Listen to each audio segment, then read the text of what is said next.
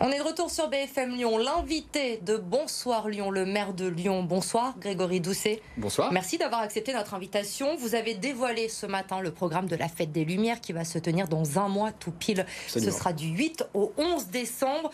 31 créations artistiques à découvrir sur près de 36 sites. Comment vous définiriez cette édition 2021 ?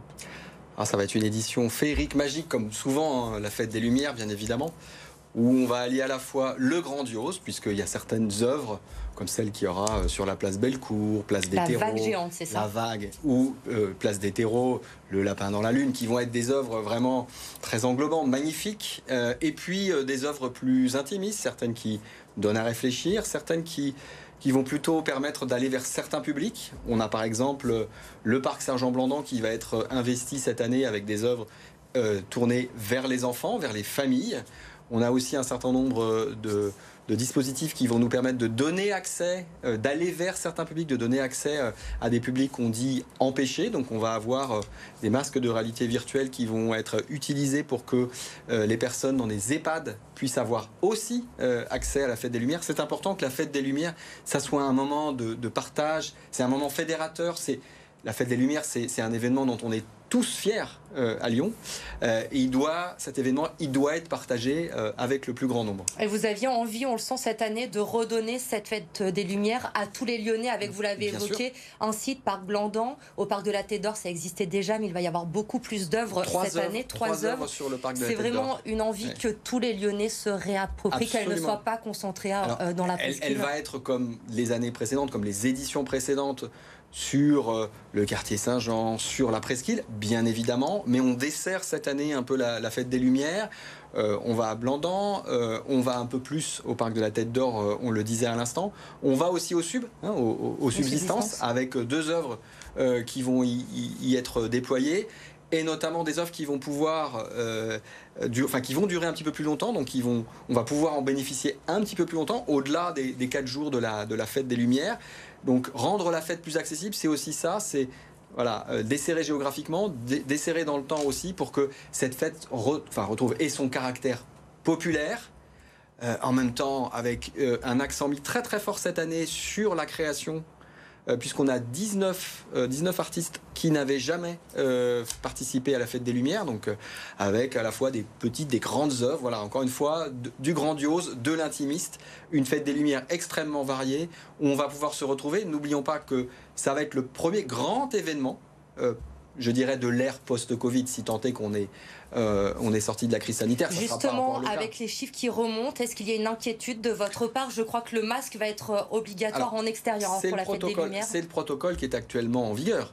Dès lors que vous êtes dans un espace public où il y a du public, une densité de personnes importante qui se réunit, de toute façon, le masque est obligatoire, même en extérieur. Donc aujourd'hui, c'est sur ce protocole-là que nous sommes alignés. Vous êtes inquiet d'avoir des chiffres qui remontent et peut-être que cette fête soit menacée ? Je regarde quotidiennement les chiffres. Ce matin, j'ai vu qu'on était sur la métropole de Lyon sur un taux d'incidence un peu au-dessus de 60 pour 100 000, ce qui reste quand même, par rapport à ce qu'on a pu connaître sur les mois ou sur l'année et demie précédente, pas trop inquiétant. On regarde ça quotidiennement avec le pourcentage de personnes vaccinées qu'on a en France. Je vous avoue que je ne suis pas très inquiet. Si on se compare à nos voisins européens qui ont des taux de vaccination beaucoup plus faibles et qui connaissent des rebonds épidémiques très importants, voilà, en France, sur la région, sur la métropole, les risques semblent quand même extrêmement mesurés. Donc pour le moment, on est attentif, mais on garde le cap. Un mot également sur les Lumignons du Cœur, c'est une tradition dans cette fête, les Lumières, qui illumineront la place des Jacobins cette année. Les profits seront reversés à l'association Gaëlis. On parlait de la crise sanitaire, on sait à quel point les étudiants ont souffert. C'était une évidence pour vous d'apporter votre soutien ? C'était très important de choisir une association qui s'était particulièrement engagée pendant la crise sanitaire. Alors évidemment, il y en avait pléthore à Lyon, puisqu'on est une ville où on a connu énormément de solidarité, d'engagement pour répondre aux enjeux de la crise sanitaire. Mais voilà, Gaëlis, c'est une association qui était peut-être un petit peu moins connue, qu'on voulait davantage mettre en lumière, justement, qui a été extrêmement active pour aller vers les étudiants isolés pendant les confinements notamment.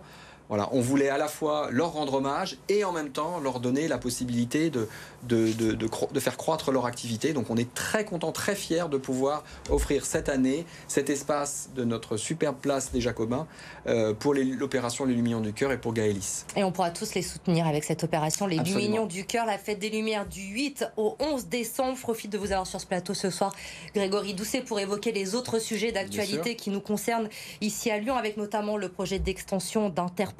Oui. Gérald Darmanin a redemandé aux collectivités de prendre part au projet. L'État doit financer à hauteur d'un tiers, on le rappelle. Le préfet doit vous réunir avec Bruno Bernard et Laurent Wauquiez. Vous avez déclaré, vous, que vous n'engageriez pas les deniers publics sans un projet concret. Ça veut dire que vous êtes prêt à discuter. Tout de même, vous n'êtes pas opposé à ce projet ?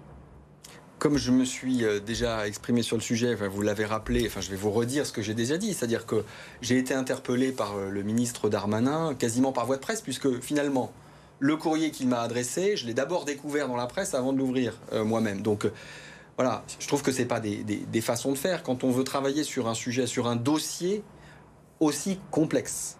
Bon, la moindre des choses, c'est de transmettre les éléments et pas d'interpeller à la volée les élus locaux, comme si l'argent public, comme ça, pouvait être dépensé d'un revers de la main. Non, tout ça n'est pas très sérieux. Donc, c'est moi qui, en réagissant, je crois, et fait réagir aussi l'État, qui a pris conscience que tout ça n'avait pas été jusqu'ici traité avec le sérieux qui s'imposait.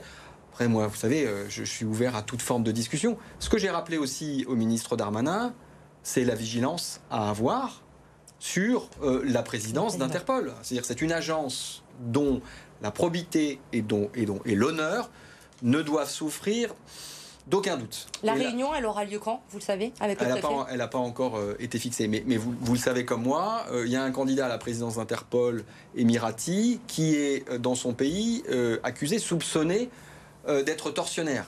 Bon, on ne peut pas avoir à la présidence d'une agence aussi importante qu'Interpol, quelqu'un dont la réputation est entachée.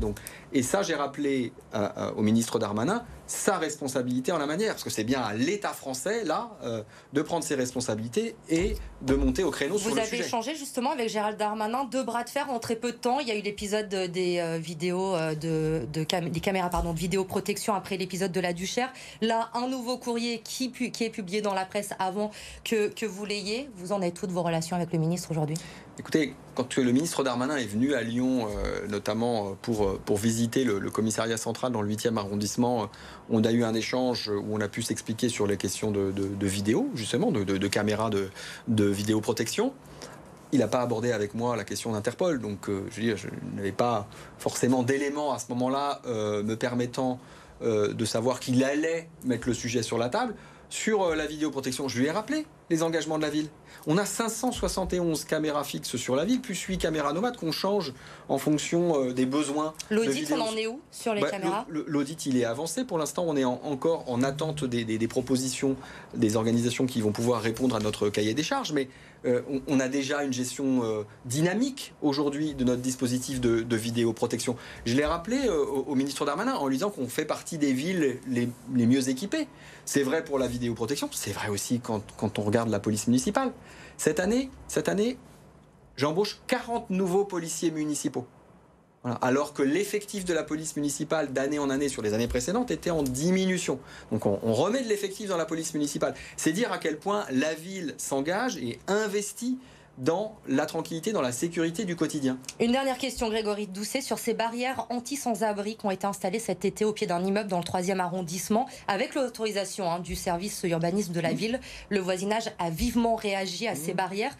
Est-ce que ça ne va pas à l'encontre de la déclaration des personnes sans-abri que vous avez signée avec la Fondation Abbé Pierre ? Tout à fait, et je vous avoue que ce dossier est sur mon bureau, c'est une urgence, je vais regarder ce qu'il en est pour qu'on comprenne un petit peu mieux comment les choses ont pu être décidées. Donc je regarde ça avec attention. Donc elles pourraient être enlevées, ces barrières ? Je regarde ça avec attention. Merci beaucoup Grégory Doucet d'avoir été notre invité ce soir sur le plateau de BFM Lyon.